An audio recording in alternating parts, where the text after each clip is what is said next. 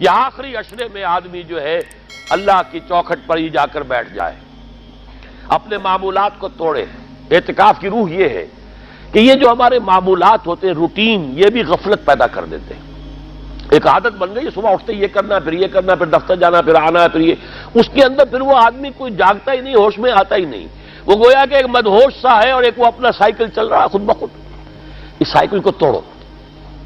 جیسے 5 دفعہ وہ سائیکل توڑتے ہو نماز کے لیے۔ آؤ یہاں آؤ، آؤ سجدے میں گرے، لوح جبیں تازہ کریں، یاد کرو اللہ کو دوبارہ، اپنا عہد استوار کرو دوبارہ، ایاک نعبد و ایاک نستعین۔ اسی طرح سال میں ذرا یہ 9-10 دن بھی ایک دفعہ توڑو اپنے روٹین کو، جاؤ وہاں ڈیرا لگا لو مسجد کے اندر اللہ کے در پر، سوائے جو ناگزیر حوائج انسانیہ ہیں، پیشاب وغیرہ کے لیے جانا ہے، باہر جاؤ، وضو کرو، پھر آ کے بیٹھ جاؤ۔ محض فرحت حاصل کرنے کے لیے نہانے کی اجازت بھی نہیں ہے۔ غسل واجب ہو گیا ہو تو نہاؤ، ورنہ پھر یہ کہ ہیلے بتاتے ہیں ہمارے علماء کہ وضو کی نیت سے جاؤ، غسل کر کے آ جاؤ، اس لیے کہ معلوم ہے کہ آج آدمی کی جو عادت بن گئی ہوئی ہے، روزانہ نہ نہائیں تو طبیعت پہ کسل رہتا ہے۔ لیکن اسی کو تو توڑنا ہے، اسی روٹین کو تو توڑنا ہے۔ اصل میں اجازت نہیں ہے، اصلاً اجازت نہیں ہے۔ آپ جو ہے جو بھی ناگزیر، ہاں اگر آپ کو فرض کیجئے کوئی ایسی شکل ہو گئی ہے،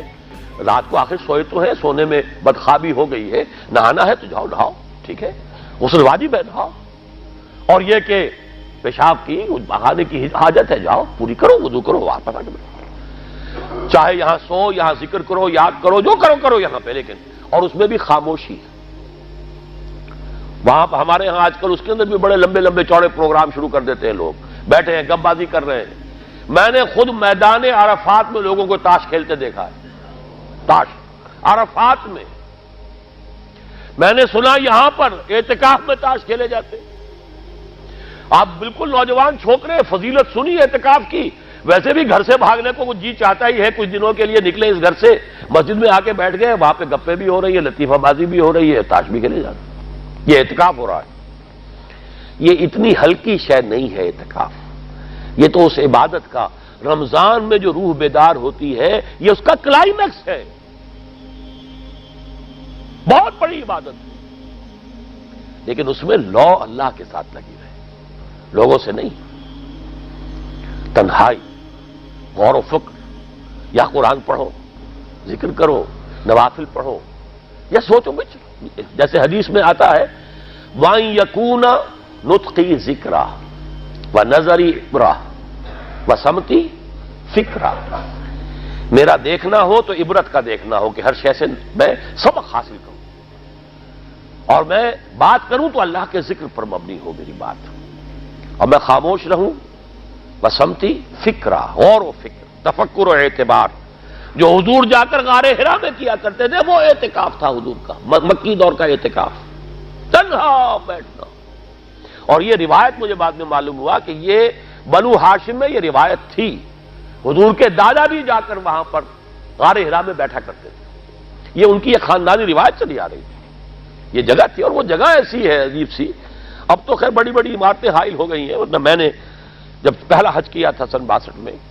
تو میں نے اس وقت جا کر دیکھا تھا، واقعتاً سیدھا کعبہ نظر آتا ہے وہاں سے، اور کچھ درمیان میں نہیں، جیسے اس کو سلٹ لیمپ کہتے ہیں، وہ غار ہے ہی ایسی کہ سامنے ایک دراڑ سی بس کھلی ہوئی ہے، یہ اس کے اندر سے وہاں بیٹھ جائیے، سیدھی نگاہ خانہ کعبہ پڑ جاتی تھی، تو کعبے کا مراقبہ بھی کیا جا سکتا تھا وہاں بیٹھ کر، دیکھنا، کعبے کو دیکھنا عبادت ہے، اور پھر اس یکسوئی کے ساتھ، کوئی نہیں، کعبے میں ہے تو نہ معلوم کیا کچھ اور ہو رہا ہے، لیکن یہ کہ وہاں تو آپ بیٹھے ہوئے، تو وہ اعتکاف، یہی اعتکاف حضرت موسیٰ نے کیا تھا 40 دن کا، تب تورات ملی تھی،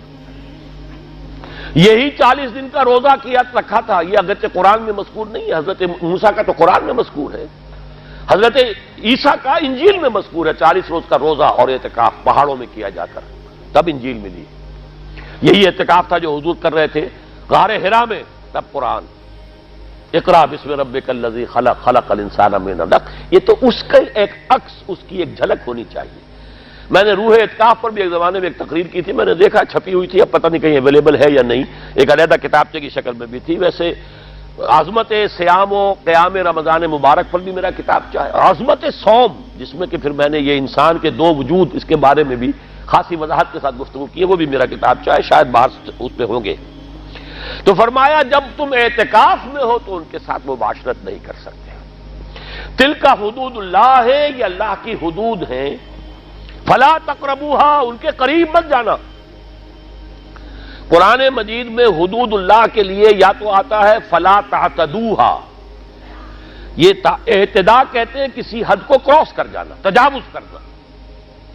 اور جہاں زیادہ احتیاط کی بات ہے وہاں فلا تقربوہا، آخری حد کے قریب تک نہ چلے جانا، مبادا کہیں غلطی سے قدم جو ہے ادھر پڑ جائے۔ جیسے حضور نے حدیث کے اندر بیان فرمایا الا لکل ملک حمن، ہر بادشاہ کی ایک محفوظ چراگاہ ہوا کرتی تھی، اسی کے جانور اس میں چریں گے، کوئی رعیت میں سے کسی کی بھیڑ بکری، کسی کا کوئی جو ہے گھوڑا وہاں نہیں آ سکتا۔ اب اگر کسی کا گھوڑا یا کسی کی بھیڑ بکری چلی گئی، وہ مجرم ہو گیا، پکڑا جائے گا، گردن ماری جائے گی۔ تو حضور نے فرمایا کہ اللہ کی بھی ایک محفوظ چراگاہ ہے، اللہ کی حما کیا ہے؟ محارمہ، جو چیزیں اس نے تم پر حرام کر دی، ان کے قریب نہ جانا۔ تو دیکھو اگر کوئی چرواہا اپنی بھیڑوں بکریوں کو بالکل آخری حد تک لے جائے گا، اس بادشاہ کی جو وہ حد ہے، تو اندیشہ ہے کہ بھیڑیں بکریاں کہیں ایک چھلانگ لگائے اور بادشاہ کی چراگاہ میں داخل ہو جائے، لہذا ذرا فاصلے پر رہا کرو۔ یہ ہے آخری حد تک نہ جاؤ بلکہ کچھ فاصلے پر رہو۔ فلا تقربوہا، یہ اللہ کی حدود ہے تو ان کے قریب مت پھٹکو۔ کذالک یبین اللہ لکم آیاتہ للناس لعلہم یتقون، اسی طرح اللہ تعالی اپنی آیات لوگوں کے لیے واضح کر رہا ہے تاکہ وہ بچیں، تقویٰ کی روش اختیار کریں، حدود الہی کا احترام کریں، اس میں کہیں تجاوز تو دور رہا، اس کے قریب بھی نہ آئے۔